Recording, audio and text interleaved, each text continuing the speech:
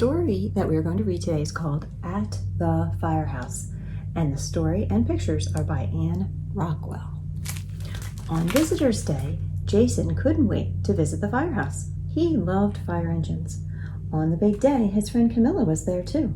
Shiny red fire engines were parked in front of the firehouse, and there were plenty of balloons. "Come on in," Captain Jack said. Everyone followed him upstairs. "This is where we wait for the alarm to ring," Captain Jack said. "We read, watch TV, play cards, sleep, lift weights, and cook. We always have good things to eat." Firefighters passed out lemonade and cookies shaped like fire engines. Suddenly, the alarm rang so loudly that Jason covered his ears. "Don't worry," said Captain Jack. "It's not a real fire, but we'll show you what we'd do if it were. Everything we need to fight fires has a place, and everything is in its place. We can't waste time looking for what we need." So here's that pole that they slide down. He slid down the pole, then jumped into his pants and boots and coat. Jason didn't know it was possible to get dressed so fast. He wished he could slide down the pole too. He imagined how much fun that would be. That does look like fun. "Our clothes are fireproof and waterproof, so they won't catch on fire or get wet," said Captain Jack. "The stripes glow in the dark, so we can see each other in smoke and darkness." Lieutenant Maria said we put on our hard helmets when we get to a fire in case something hard falls on our heads. We wear hoses connected to air tanks on our backs so we don't breathe smoke. We pull down our helmets, fireproof ear flaps. So here's their helmet, here's the air tank, and they have flaps that cover their ears so they don't get burned. Captain Jack patted the side of one shiny red fire engine proudly. "This is engine number 1, our pumper truck," he said. "It's full of water and hoses and all other things we need to put out fires." 4 other firefighters climbed into the seats in the back of the cab. Lieutenant Maria climbed into the driver's seat of engine number 1. Captain Jack sat beside her. Jason wished he could sit in the fire engine too. He wished he could look at everything from the driver's seat. So here are lots of things that you'll find on a pumper truck.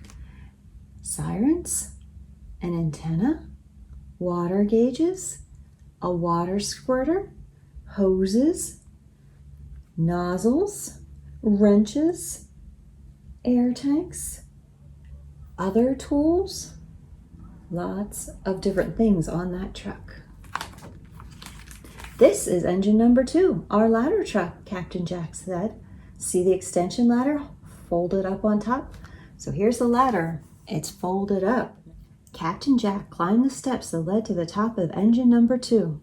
While he worked the controls, the extension ladder unfolded and began to go up, up, up into the sky. Then he started to climb it. So here we go. Here's the ladder. I have to turn the book this way to see the whole thing. Jason watched him go higher and higher above the roof of the firehouse, above the tall tree next door. He was sure he wouldn't be scared to climb that high if he were a real firefighter like Captain Jack. That's pretty high up.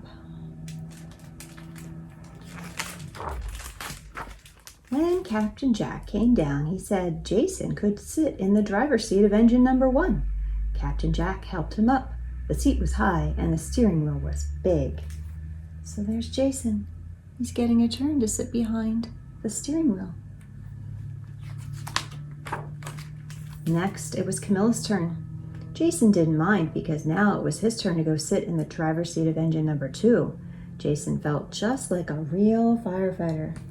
There he is, sitting in the driver's seat. When it was time to go, Jason wore a fire helmet of his very own. He carried a red balloon with a picture of a fire engine on it.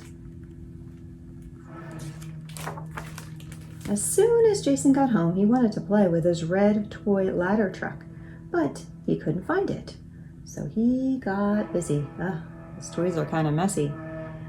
Before long, the toy ladder truck was parked outside a firehouse made of blocks. Everything was in its place. He cleaned up all his toys. That night, Jason dreamed of a beautiful, big, red, shiny fire engine racing through the night, lights flashing, sirens wailing. and he was the driver sitting right next to Captain Jack. The end.